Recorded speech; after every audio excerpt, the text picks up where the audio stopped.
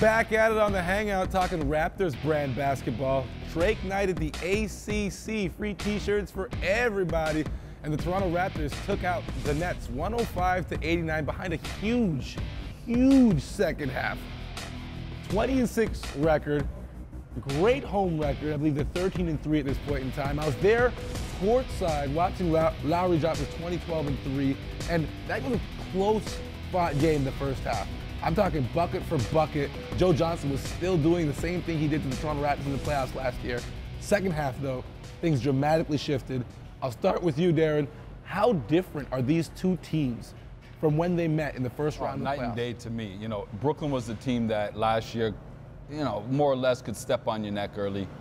The Raptors have learned to do that earlier on in the season. Obviously, losing Jason Kidd, Paul Pierce, their presence changes that team drastically. And Kevin Garnett being a year older. Being a year older. 10 years older. But even he didn't play. But even a guy like Sean Livingston, who I thought was that perfect complement to them at times last year, he's in Golden State. So that team's drastically changed. Philosophies changed. And with the Raptors, you know, they've had so much success since their trade last season of Rudy Gay. They haven't really had a lull.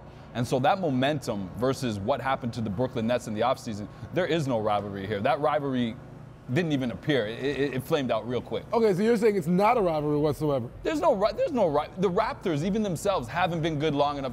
I'm a guy that rivalries are built in the playoffs year after year, trying to get over each other's hump. The Raptors haven't been good long enough for any sustained amount of time to have created any rivals. There could have been Philly, didn't last. Could have been the New Jersey Nets when they were in New Jersey. It didn't last because you got to keep meeting. That's why, you know, Detroit versus the Lakers or Boston, the Lakers.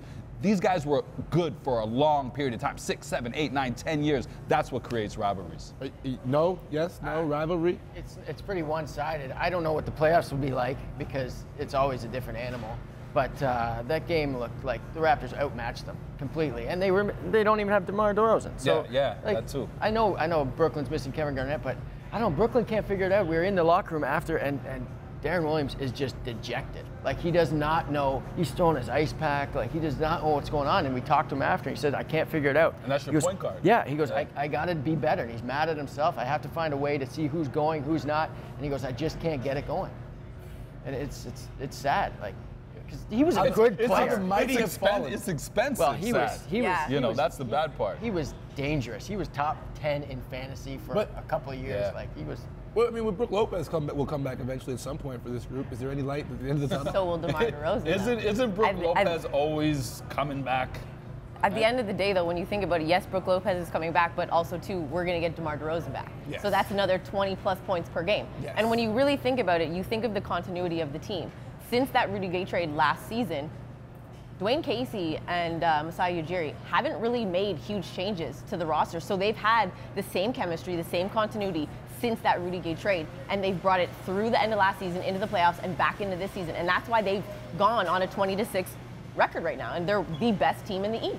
Okay, so they are the best team in the East, but eventually you got to go on the road. You got to hit the Western Conference teams. Your Toronto Raptors will be away from the 6. You like to play on the words there? The 6, the whole move? Okay, all right, forget you guys. Anyways, your Toronto Raptors have the Bulls, Clippers, Nuggets, Blazers, Warriors, and at Suns. And those are quality opponents. Recently, we've been talking about the fact that the current 6-game stand they've been on, they've kind of been dominating below 500 teams. This will be a bigger test for the group. So looking at them right now, where do you think they will stand? What will the record be? Will they still be holding on to that top spot once they get out of that little gauntlet?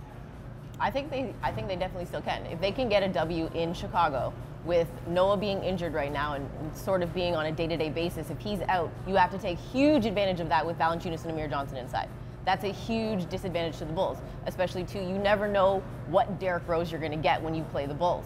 I think that they can definitely go 3-3 on that road trip, or even get 4 games, or possibly sneak in a 5th game and come back with a 5-2 record.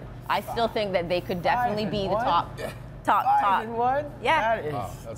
That's bold. But I mean, the way that they're playing, though, and no, you're right. You never know when you're going to get DeMar back. He could come back very soon. You don't know what his day-to-day is, because they've not given him a timeline. But I think if they play the way they're playing right now, especially with the way Lou Williams is playing and Kyle Lowry, all they need to do is get Valanciunas and Johnson going on the inside, and they could come away with a 5-1 record out of that. Is putting y'all to school right now. And some of those 6 teams that they're going to be playing have cooled off a little bit. Raptors are kind of going the opposite direction where they're hot, but and it will continue to test their depth. That's the big key. while DeMar is out, is always continuing to test their depth, and they've done that. But you know, a 5-1 record is, you know, if the expectations are that, and those are realistic expectations based on what they've done this year. And they do have a 7-3 road record, which is impressive in itself. But to go 3-3 on this trip, I think, is the realistic point of view. I totally agree. If you go 3-3, that is a complete success. Okay. Like, you could very realistically, and obviously I love the Raptors, but you could very realistically go 0-6 or 1-5. Oh yeah, anything is possible. If they can go 3-3, that's great.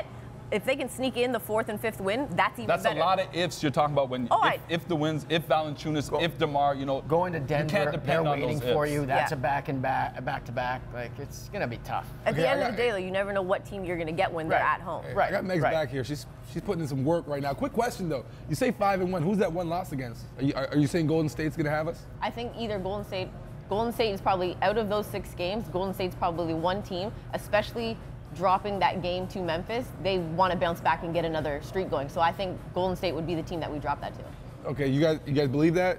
You guys believe we can beat the Warriors? I think so. Got that out there? This road trip is full of top-notch point guards that Lillard. have the court. Yeah, you know, Curry, all those guys. The whole everyone on Phoenix is a point guard. Is a point guard. So they start a point guard starting 5 basically. So you're looking at it like big test for the backcourt for the Raptors on this trip. All right. I think you can definitely take the Denver game though. Yeah. And you never know too when you go on the road. Sometimes teams just come in and they start shooting the lights out. Hey, but do remember, when you go to Denver, you're a mile high up in the sky, and that air is real thin. Listen, we got to go to break, of course. We have way more cool stuff to talk about going on around the NBA. There's no coach in Sacramento. Well, Ty Corbin's the coach in Sacramento. What's going on in Sacramento? The owners firing people, all sorts of crazy rumors coming out from the King's Court. We'll be back with more Hangout.